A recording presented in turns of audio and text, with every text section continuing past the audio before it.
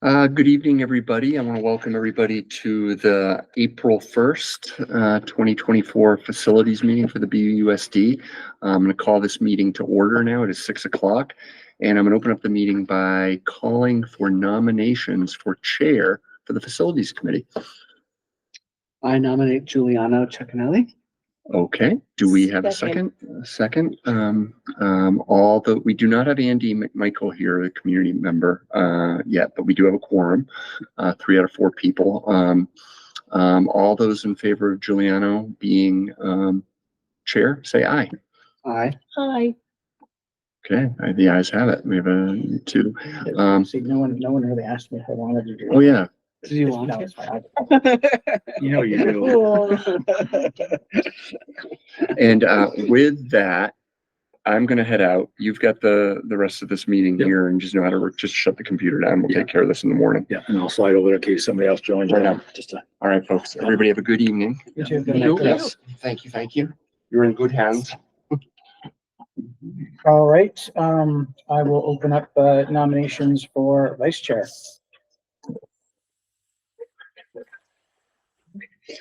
I nominate Garrett Grant. There we go. Gosh, I just blanked on your name for vice chair. Second. Are there any other nominations? You know, I could nominate you and just have a real battle. I mean, I'll take that as a no. I will All serve right, as necessary. all in favor? Aye. Aye. Congratulations, Karen. You're vice chair. Con license on this board. There you go. Vice chair. Any additions or changes to the agenda? Okay. Any public comment? Okay. Any public comment? Review, approval of the meeting minutes, and those are the meeting minutes for January 8th, 2024. I so moved. I'll second that. All right, Garrett with the motion, Jackie with a second. All in favor? Aye. Aye. Post. All right. Minutes are approved. New business. 6.1 facilities director report. Jamie, what do you have for us? So I don't have a written report only because knowing that this was kind of a reorganizational meeting. And lately I have been doing a written report. So I didn't do one for this one just because of being, reorganizing and kind of wanted to talk with you folks and find out, what we wanted to, how we want to start the meeting, seeing as how this is new for, for you two, and trying to figure out, how to maybe get you a little bit up to speed, where we are in the district. So I thought maybe at some point we could have that conversation. I don't know if that's now, or if we want to go through was on the new business list. I'm not sure what the proper order is to do that. So we could probably do that like 8 or 9 future agenda items or the next meeting date. Okay. Yeah, I'd almost kind of sort of like to leave that towards the end of the meeting so we have time to, go off on tangents and talk about, whatever you want to talk about. And I'll share, kind of give you kind of the general gist of. Or that could be under well, we could do it under old business. I mean, that's like it's not really something that we're going to take action on. We just I don't know. I think you know what, under your director's report, I think would work. That way it's covered in the agenda. You can talk about what you think people should know. That would be helpful. Someone who's just read minutes. So roll through my Rolodex and my brain for a minute to figure out how to start that conversation. Well, maybe I'll just start with what our big projects are for this summer. And maybe kind of currently where we are today and then coming into the summer. So the big project now is Spalding High School's ventilation upgrade, which also entails upgrading all the lighting in the building to LED lighting. We're removing asbestos-containing ceiling tiles wherever we have them, which was a very large portion of the building. Those are original 1964 ceiling tiles. So that's part of this project as well. There's electrical upgrades that's gonna happen this summer. They can't happen during the school year because obviously school's in session. They've got to actually shut the power down to majority of the Spalding High School portion of the building to do that electrical upgrade.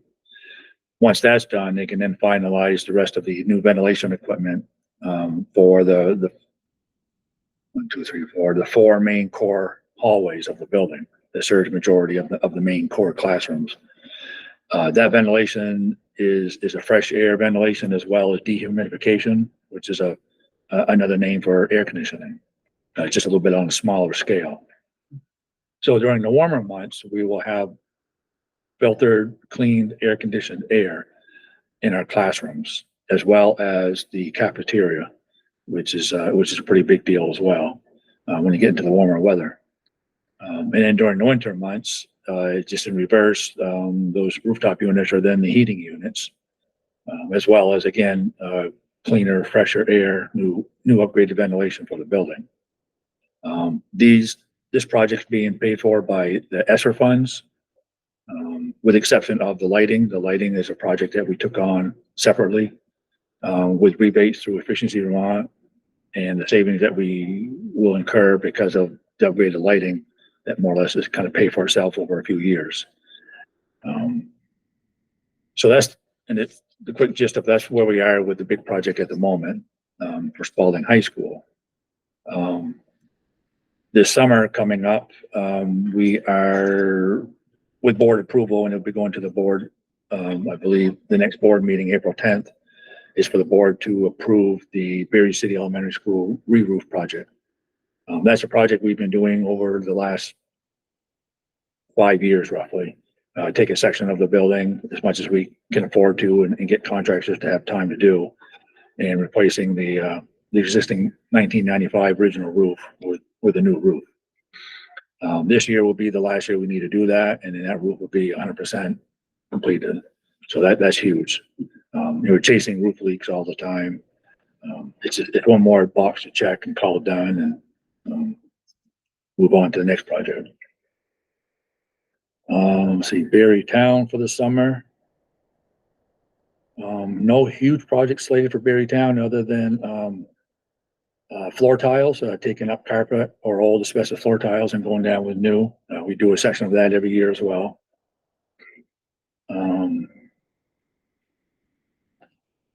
So at the moment, that's kind of the bigger project for Berry Town. I should back up a little bit. For the summer, Spalding High School, we're doing a stormwater project. So the state of Vermont has mandated that any property in the state of Vermont has 3 acres or more of impervious land. You have to have a stormwater mitigation project, some way to capture that rainwater. So we were fortunate to find grant monies that paid for the design, the study, the design of how it can be done at all 3 of our schools. Spalding High School, Berry City Elementary Middle School, and Berry Town Middle Elementary School. All 3 schools are at the point now where all the permits have been applied for and in place. The design is in place, and that's all been paid for through this grant, through Greenprint Partners. They're a financial contractor the state of Vermont has hired to work with schools to create this work. So all 3 schools, all permits are in place, designs are ready to go. We're now in phase 2 for construction funding. Spalding High School plan was far enough along where that's the first project that's going to take place. Again, we're being told we're going to get 90% funding for that, and we have to match 10%. I don't know if I want to go on record saying what that amount is off the top of my head. And that's 10% just for Spalding or for the whole project? Or is it by school? Yeah, so by school. So Okay, each school, 10% each school, each depending school on is the responsible size. for 10% of the cost. Yeah. I don't want to say the figure because I'm going to get it wrong. But it's several hundreds of thousands of dollars that this project's going to cost to do with Spalding High School. What the project's going to entail here is they're going to create a natural swale along the edge of the sports field property, where sports fields meets the asphalt parking lot and driveways. So if you can kind of envision where the asphalt, kind of like where the rubber meets the road, where the asphalt meets the playground surface where the chain link fence goes around. All the chain link fence will be removed, replaced with guardrail. They will dig and create a natural grassy swale to capture the rainwater runoff. There's some certain drainage at times that if there's overflow, it'll capture it into the drainage and send it towards for the river. Part of Crimson Tide Drive, which is a long straight driveway over near the baseball, softball fields, which used to be the old entrance into the school, one of the entrances. That asphalt driveway, as well as some of that small student parking lot area near the soccer baseball field, all the asphalt will be removed, returned back to a grassy surface, which also satisfies the state for stormwater runoff, because the rainwater can then, percolate and run into the ground. That will then gain us a little bit more ball field space for some of our fields. And actually kind of touch on a longer plan that we have that's a decade or more old to renovate our ball fields, to reposition them, reorient them, upgrade them, create bigger playing surfaces, and dedicated, regulation size, soccer fields and baseball fields. So that this stormwater project kind of touches on beginning of some of that.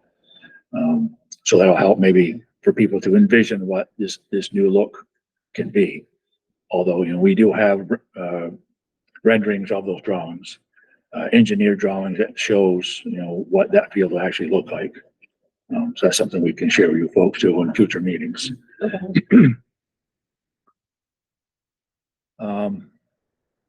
Berry City School, the stormwater project there entails putting an underground drainage system under the faculty parking lot. There'll be drainage on the upper side of that parking lot to capture the water. It's filtered underground through this filtering system and then returned back to the storm drain system, which then goes back into the Berry City storm drain collection system. Again, that's all been designed, permitted, ready to go. That is anticipated to be done in the summer of 2025. Berry Town School, theirs is going to be more of what you typically see around areas where it's a bioretention pond. It's going to collect the rainwater, the stormwater runoff, designed to capture and hold that water. As time goes on, it'll drain and percolate into the ground. If there's so much of a storm and there's so much water being collected in that pond, there's also then the overflow pond has a chance to capture it again. It's designed to capture what they call a 100-year storm, capture that amount of water and have a chance to collect it and keep it and let it percolate into the ground. So that if there were contaminants and whatnot, it would, leach into the ground and not run off and into the rivers. So those three projects are up and coming. Those are big projects in the next couple of years. What is the grant for that? So the 90%, is it just one grant that's like for flood relief? Or is it just a collection of funding? I'm not sure where the funding comes from. So the state of Vermont, So they got the funding is coming through the state of Vermont in some fashion. And they've hired this company called Greenprint Partners, a financial institution to oversee this. So with that, and the beauty of that is they not only handle the funding for the projects, they also handle the contracting, the bidding, everything that is involved. It's fabulous. It's a lot less work for us. It's huge. We're a part of it, but they're the driving force, to make it all happen. So that's huge.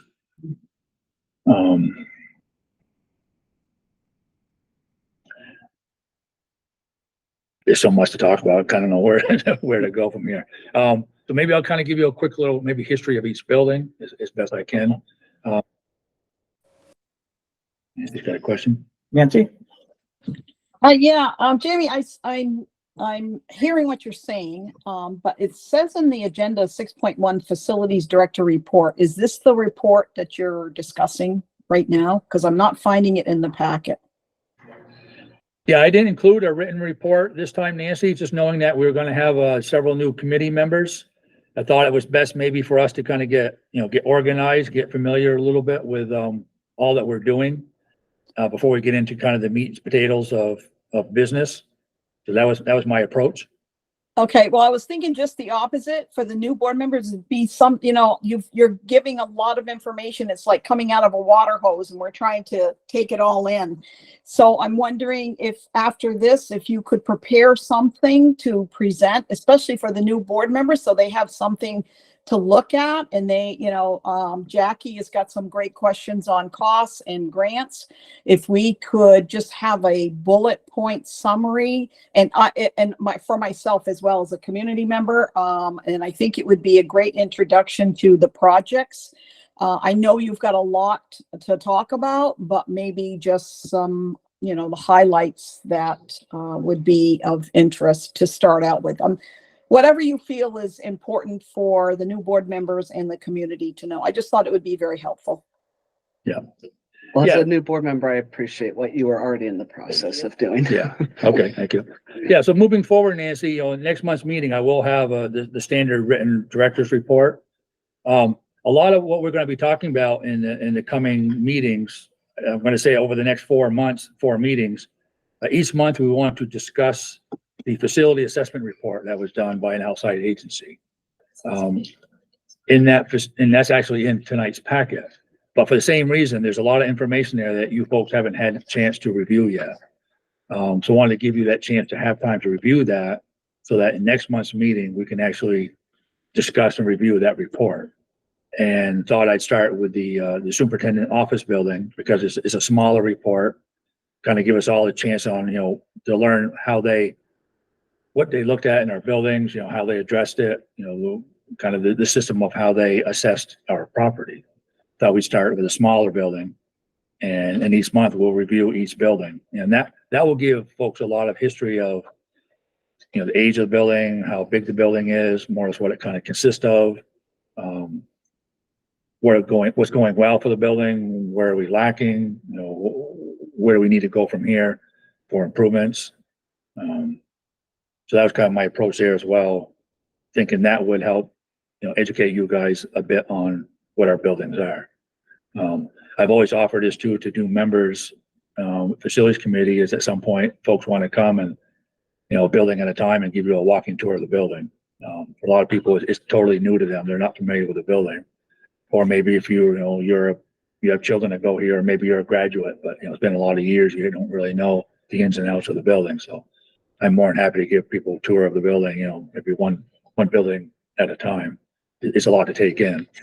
So, that you can learn a lot from there as well. I like that approach, and to everyone's point, kind of combining, it is a lot, but I do like going through building by building. So it makes sense to me now that you've said we started with the smallest one, because I was like, I didn't even know this was our building. So that was good to start there. But yeah, that would be very helpful if we could go. I mean, if we do it that way, we could probably jump into this and then maybe give a brief on the other buildings and then kind of build on that. Would that make sense? I just want to proceed with how you were going to. I want all the before- information, yeah. but for time, as Nancy pointed out, that's a good point. We don't want Right. another 10:30. Well, and I wonder too, what is your folks thought about this?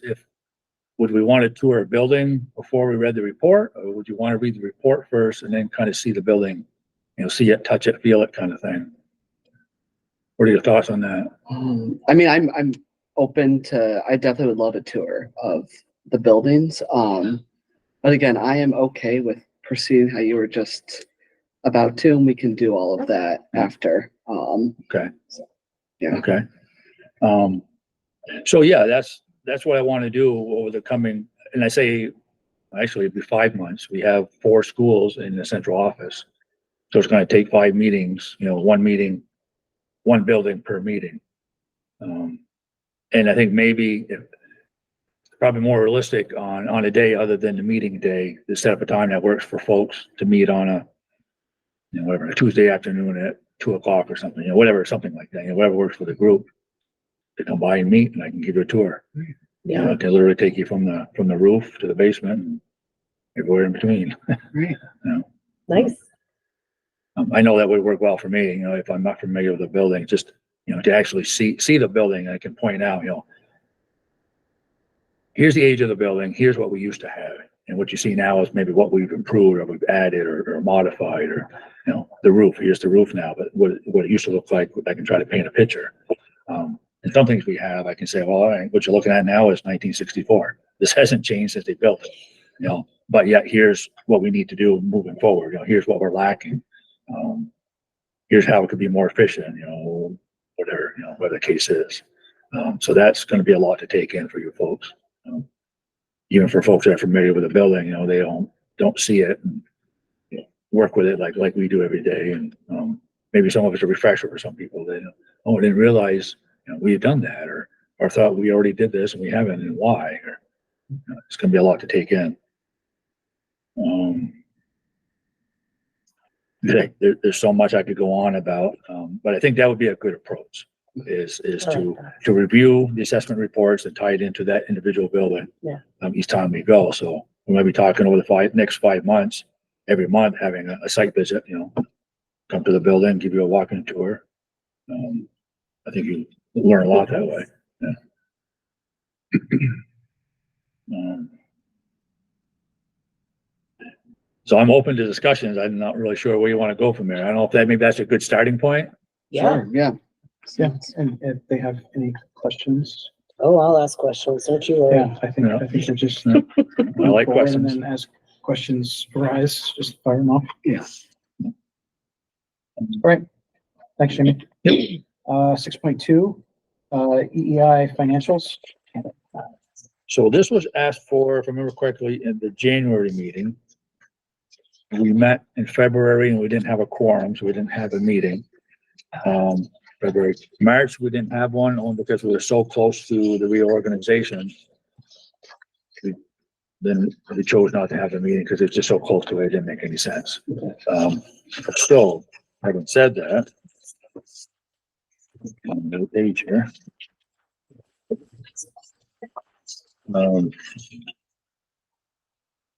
So this is as of early February, so this figure has changed a little bit since then, but I thought I'd keep this in the packet because where it was before. Again, so it's ARP ESSER monies, to date from early February, it's $5,550,250 and a penny that we spent on the project so far. The project so far is, again, the ventilation upgrade, the sprinkler system installation, the asbestos abatement of ceiling tiles, electrical upgrade. Those are all the various portions that they've been working on. I didn't mention the electrical because the lighting upgrade is a separate funding source than the ESSER money. So all of those items is what's been worked on to get to that figure of the 5.5+ million dollars. By the end of April, we expect that the remaining asbestos ceiling tiles will have been all abated. The new lighting will go in the last 2 classrooms. And then we're kind of sort of in a holding pattern until the end of June. When school is out, they're going to do the electrical upgrade, which will then allow them to finish putting online the other 3 rooftop units to get the ventilation and the dehumidification going in the building. And then the sprinkler system throughout the summer will be installed throughout the remainder of the entire building. All goes well. Come the first day of school, that is all completely is done. Sprinkler system's up and charged, ready to. It's hoping not to be used, but it's there. And we checked that huge box off the to-do list. So that's what this project is involved. And this as well also involves the Career Center as well. You know, the Career Center is part of the entire campus. Yeah. Jamie, are we gonna have electrical backups, a generator running for at least the internet? servers? Yeah, so yes, during the power outage, they are going to bring on site a small remote generator to keep all the servers going for the IT demands they have for the summertime. Because Spalding High School is the hub to serve all the IT needs for all the other schools. So that will keep the IT going for all the schools. You know, Berrytown will be hosting summer school this summer, so they'll still have the IT.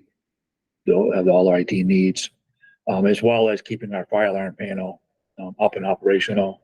So for detection, so we'll have the bare bones essentials going. That's anticipated to take the they're telling us less than a week, so I'm figuring a week. It should take, start to finish, a week. We'll be back online with utility power from Green Mountain Power. And what will that be, what will the generator use? Gas, diesel, you know? I don't, either or, yeah, it's something that EEI is scheduling. They're taking care of it. Yes, Okay. yeah, it'll live outside the parking lot right out here because the IT room is on the other side of the wall from us here. Okay. So, yeah. Did you want to let Nancy come in? Yeah, Nancy? Yes, thank you.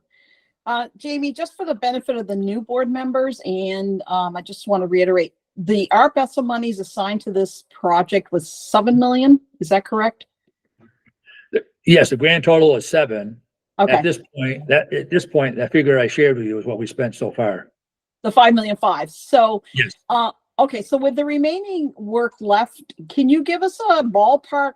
I'm not going to hold you to this, but how much will you be spending the remaining money, or do you know how much you're going to need to finish the project? So if you got 5 million, it looks like you got about maybe a little less than 2 million. Yeah. Yeah, so yeah, I'm not gonna speak real hard to the number. That's more of a I Lisa understand. question. Yeah. When we contracted with EEI, they gave us a hard contract number of, and I don't know what that number is. I'm just gonna say, just for easy numbers, an even 7 million. They contracted with us for 7 million and they're held to that. It won't be any more than that. When it's all done and said, there may be some left in that figure that I believe whatever they contracted with us, that's what we're gonna pay them. So Right, we but won't pay have them they, anymore. but have they given you, I mean, you must be getting invoices, you must be keeping track of this on a budget, you know, financially, to know how much, to compare what you got for dollars left to spend in the work. I mean, I'm assuming that EEI has given you an outline of the cost on the remaining work. So are we gonna come in close to? Yes, it's looking that way right now, Nancy. So yeah, so monthly, we get an application for payment from them. In the application of payment, it has a breakdown of all the different tradespeople, all the different categories of the project. So there'll be anything from, ceiling work, painting, carpentry, construction, electrical, ventilation, all those trades, they're all broken down. Right, Each right. section is a lot, is earmarked for a certain dollar amount. And it tells you to date, here's what the contracted amount was for that particular item. Here's what we spent to date. Here's what's left to charge out for that portion. Then there's also a section in there for, and the word escapes me, retention, retention to show that they won't get paid out the 100% of that figure until it's 100% satisfied. Right. It shows all those figures on a monthly basis. But in looking at that, do you think we're gonna come in pretty close to the 7, or are we gonna end up with some extra? I'm going to say, I know we're not going to spend, they told us, we're not going to spend a penny more than what the contract is. I have Okay. a follow-up question. So I don't anticipate, just what I know about my husband's in construction, having a lot of extra. If we did have any extra, I mean, even if it was like 150 grand, what could we actually use it for? And would we get it, or would it just kind of go back into, because I don't know much about the ESSER funds, but are they restricted in what? Yes, they're restricted. Could? Yeah. Yes. So if we had extra, could we even use it, I guess? So with any kind of large construction project, they also built in a contingency fund, knowing that there's going to be surprises. And there were some, but nothing of any major, sorts. So that contingency fund, like for example, when they started finding some asbestos ceiling tiles, asbestos on plumbing work, that wasn't factored in when they bid the project, and they know that they're going to find some surprises. So that contingency fund is what's paying for those surprises. And there's a certain dollar amount there as well. So I think I dare say that when the project's all done and said, we're not going to pay a penny more, but there may be some money left over that will be remaining in that ESSER fund. Okay. Lisa could confirm that, but I think I'm pretty close on that. We're getting into a lot of finance right now. So back it's to all the- about it. Yeah. Get back to the building. Well, Well, Um, finances are part of the building. Thank you, Nancy. Yeah. You're welcome. So yeah, so today, that, as of early February, that's what we spent today was the $5.5+ million on the project so far. Yeah, and every time I get asked a question, I'm happy to say the project it's gone fabulous. EI, the contractor has been fantastic to work with. All the contractors have been great. We haven't had any major issues, no safety violations of any major issue. No injuries on the job. It's been great. It's been a fantastic project. So I've been that's not real easy. happy with that. Yes, not fun, but yes.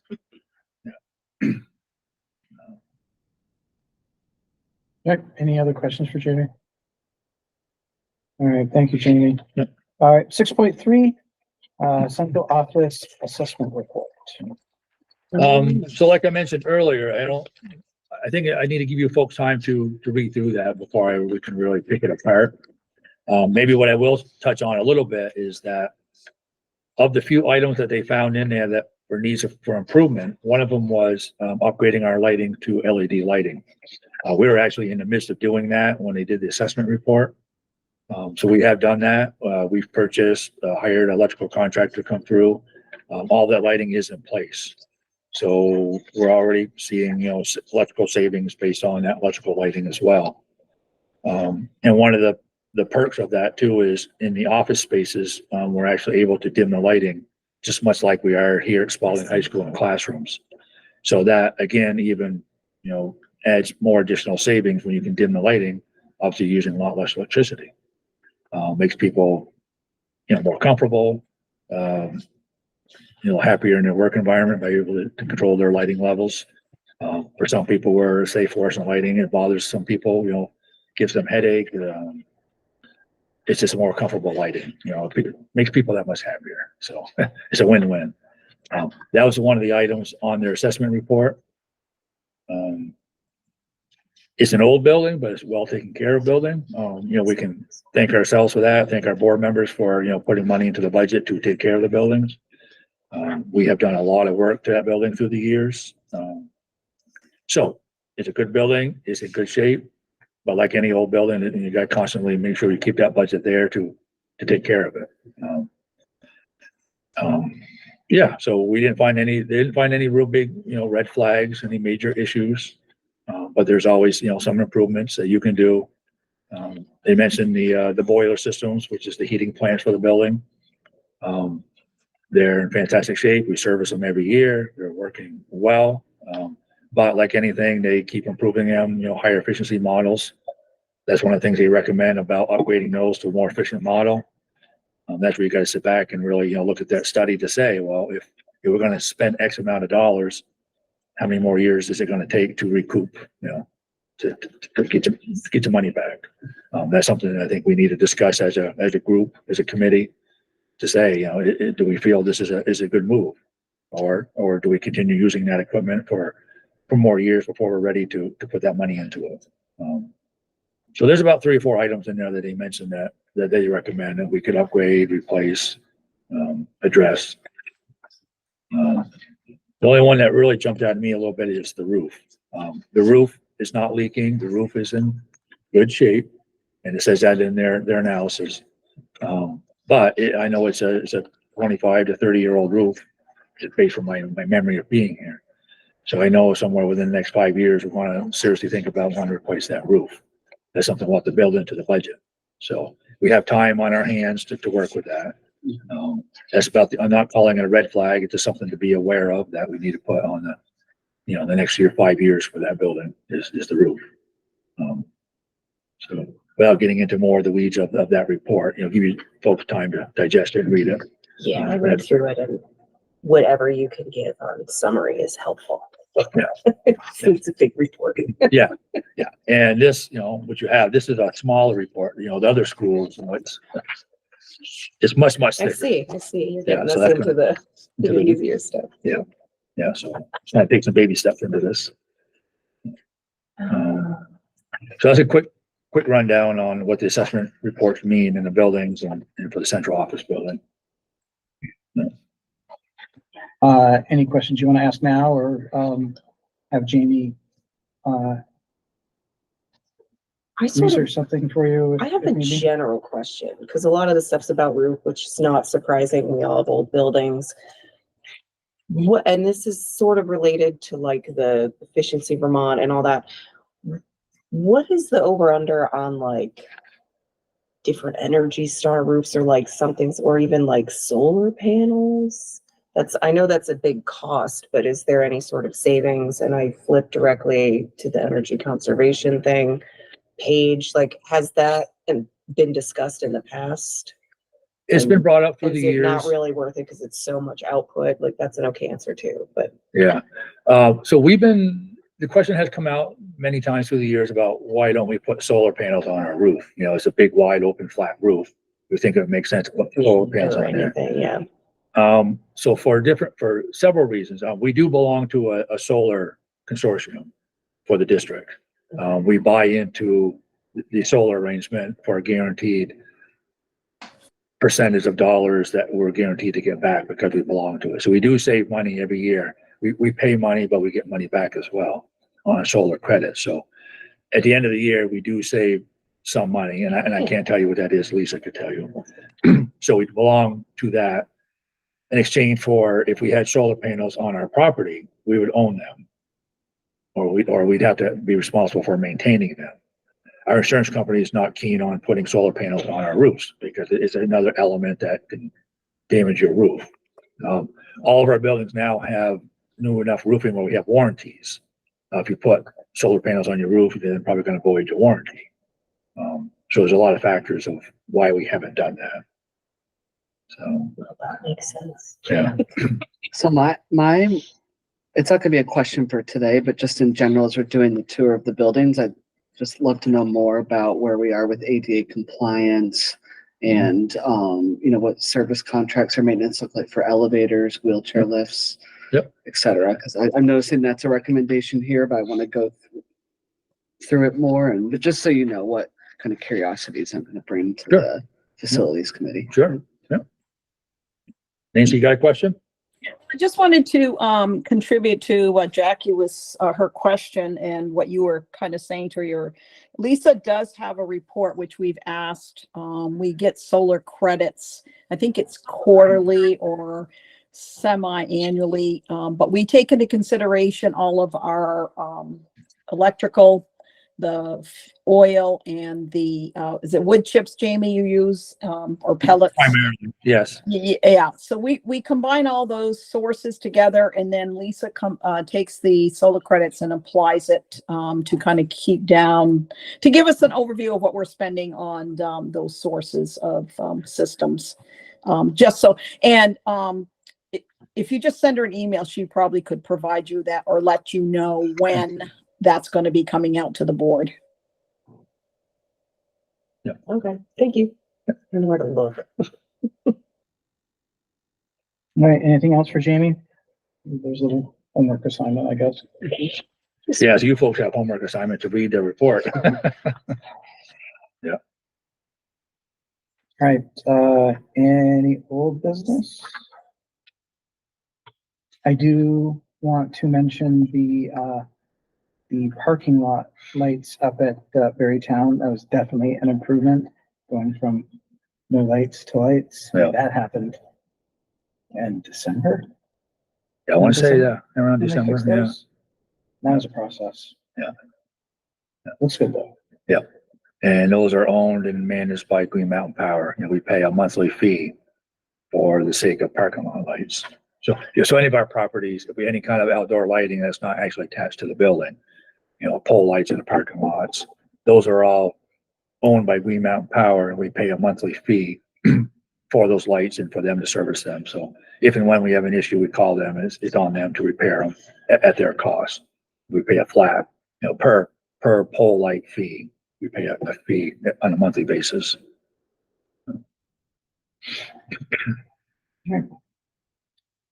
Items for future agenda. In the parking lot list here. So a few.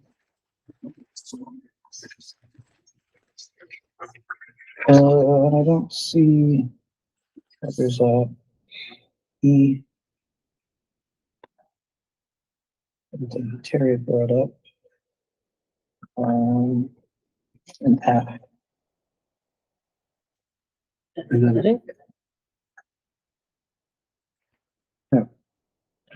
think I have. So I'm wondering, would it make sense? So this is beginning of April, so we're talking early May for the next meeting. Yeah. So we're going to discuss the central office assessment report. Okay. But at the same time, we want to take it, and it won't take long to take a tour of that building, but it is a tour. Do we want to tentatively set some sort of date for a tour prior to our next meeting?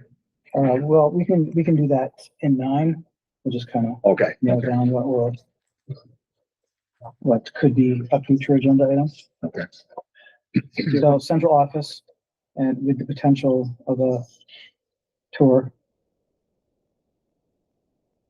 and then you're wanting to add EM. Oh, that's Oh, what's, okay, you're just looking. that's what it looked like was, Presentation building. yeah, the maintenance leads. I don't know if, we could do that another time with the pending tour and the review. And usually that it would be beneficial to have someone who maintains the building, but Jamie's well aware of what goes on in the building. So like if we talked about, Berry City or Berry Town, we could actually have someone there also. Yeah, so good point. So when we do tour the buildings, like when we tour Spalding, Berry City, Berry Town, and we're going to want to probably do it, say, in early afternoon hours, our head of facility is going to be at the school.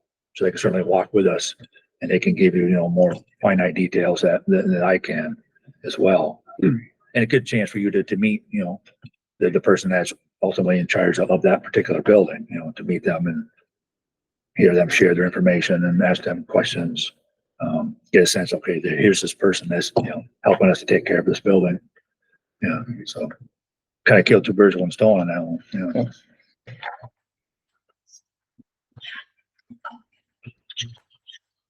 Okay, so that picks a few off. And that will still be pending, for the other buildings. Okay, and, if you do have any other items that would like to go on the list, you could just email me. And just because it's on this list here, the EEI financials, next meeting, I can give you the latest update on that as well. Tell you that is. Yeah, let's do that.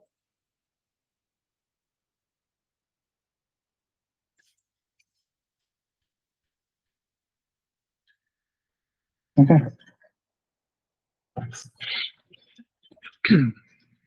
Next meeting date, is May 6th, 6 PM here in the library. And I was thinking about this and I don't know, if this might be controversial, but I was thinking, an every other month thing. But, I'm just proposing it. We can discuss it. So we've got May. So typically during the summer, we don't typically meet during the summer because by the time that time comes, I will have shared with you, here's the projects we're going to do for the summer at all of our schools. And then when summer comes, we're now doing those projects. So it's somewhat, kind of a waste of time to meet during the summer. So, yeah, okay, we're working on what we talked about before. It's not really worthy to meet during the summer. So you want to do like 2 on, 2 off? So how, Or we could meet up until the summer and then start an alternate. That way Sure. we're kind of up to That way I'm speed not and then we can confused. I was start an gonna say, I alternating. definitely want to meet on the 6th. Yeah, okay. Yeah, we can Space meet- it out we after. could meet in early May, meet early June. And then we kind of a bit of a recess, at that point, And pick it we up. meet in early June, I'm going to give you a report. Here's all the projects we're going to work on this summer. Kind of give you a better idea. Okay, here's what we're working in our buildings, aside from, and also kind of give you a rundown. Here's what a typical summer looks for us when we go through the building. Here's all the inspections that we do. Here's the type of cleaning that we do. Here's the, repairs, the kind of monies that we spend, our ball field projects. Painting of the lines on the ball fields, spray painting the parking lot lines, everything and anything. give you a rundown. Here's what summer looks like for us. When folks, and it'd be a good time too for some folks to wonder, well, what do maintenance custodians really do all day, every day? What keeps them busy all day? How can they find enough to do? Now, I think anybody that would walk through the building and then get a pretty good idea, holy cow, this is all the work you've got to do, and this is all you have for help to do it with. It's quite an eye opener. And I mean, I would have thought the same thing before not working in the school system. What's everybody do all day? Really, you need that many people to take care of the building? You know what? Maybe a broken window once in a while. There's so much to it. I mean, it's a commercial building. It's a huge facility. Speaking for this one, it's an old building. Berrytown is just a few years, short of how old this building is. They're both approximately 50 years old buildings. Berry City Elementary, our newer building, is almost 30 years old now. They wear, there's new updates, state mandates, new building codes. Building codes change all the time. You bring a fire marshal through here once a month, and every month he or she's going to find something different. Happens at the And you library. say, how all the did you time. not see that before? But again, codes change all the time. Now the state says you will, you shall, you must do this. Time and money, and so I'm happy to share that with folks too. To give them that tour of the building, people really get an idea. This is what it takes to operate a building. And okay, well, and with that comes money. It's a lot of money to take care of a building like this. So when we do put money into it, we've got to put money into it wisely, thinking, is type of improvement, is it really efficient? Is it really going to, care for us and care for the students? Is it a frill, or is it just a basic nuts and bolts? You really got to weigh into what you're spending the money on. It's a lot. Yeah. But I'm excited and happy to share that with anybody who ever wants to see it, and get a better understanding. This is why we need the type of money we need to take care of these buildings. And when you get used to having a certain budget, if you don't increase your budget with inflation, then when you cut that, that's deferred maintenance. And that's what I And it like to costs try more to later. educate people on, is every time you stop putting that money in there, that's deferred maintenance. We're very happy, very proud with the condition that our buildings are in, because we have put that money into our budgets. So to start to feel like you have to cut back, and I don't say this, callously, but that's my job as your facility director. It's my job to push for the money. The more we have to work with, the more we can do. And hopefully, maybe the less repairs we have to do because something is worn out. Maybe we can replace it before it breaks. So that's my job for you, is to try to get more money to do more things. So that's where that position I come from. Well, and I think part of that, so I was looking at my crazy notes on the page here.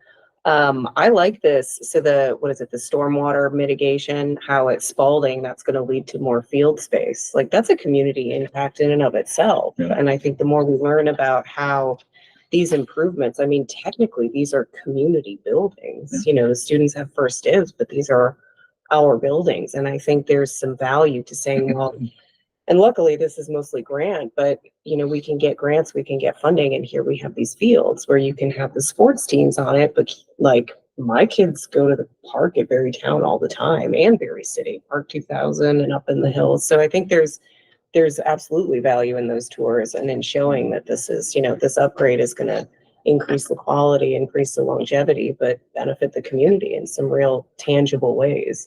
So it's a lot easier to spend money when you can see where it goes. Right. So Yeah. that's nice. See it, touch it, feel it, you get a little more appreciation for it. Literally with grass too. Yeah. And I got vaccinated here, so I'm glad to know that you're trying to get rid of all the asbestos. Yeah. So that, Yeah. This might be a even good time. healthier. Yeah, this might be a good time to share too. State also has mandated we need to do radon testing in our buildings. That's one of the mandates. We have done that in all of our school buildings, and they've all come back with no issues. Yeah. So that's one box we can check off to say, yeah, we're good to go there. None of our buildings have lead paint in them. We've tested for that. We don't have any lead paint in any of our buildings. We are having less and less asbestos containing materials in our buildings. Like I say, after this summer, we won't have any asbestos containing ceiling tiles in the building anymore. We are very close to having all the asbestos containing floor tiles out of the building.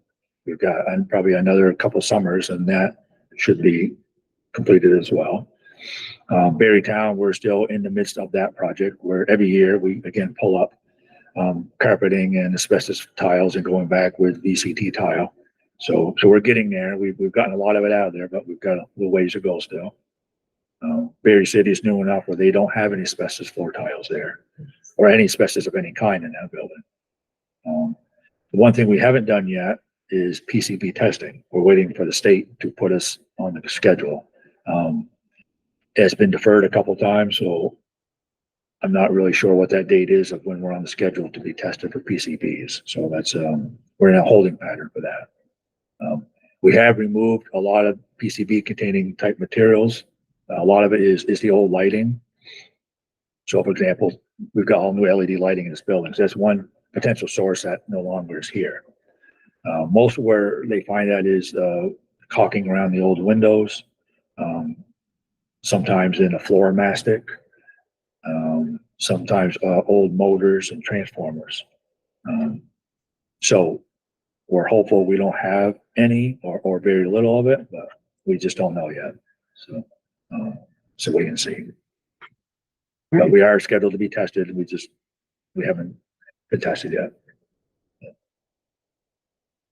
Right. Long roundabout way, we will meet next month. And then we're at, Told you are we to ask gonna questions. liaise over email about a building tour or? Yes. Okay, We can figure that out. okay, perfect. All right, so I would look for a motion to adjourn. So moved. Second, All in favor? Aye. aye. All right, we are adjourned at 6:51. All right, Thank you, everyone. thank you.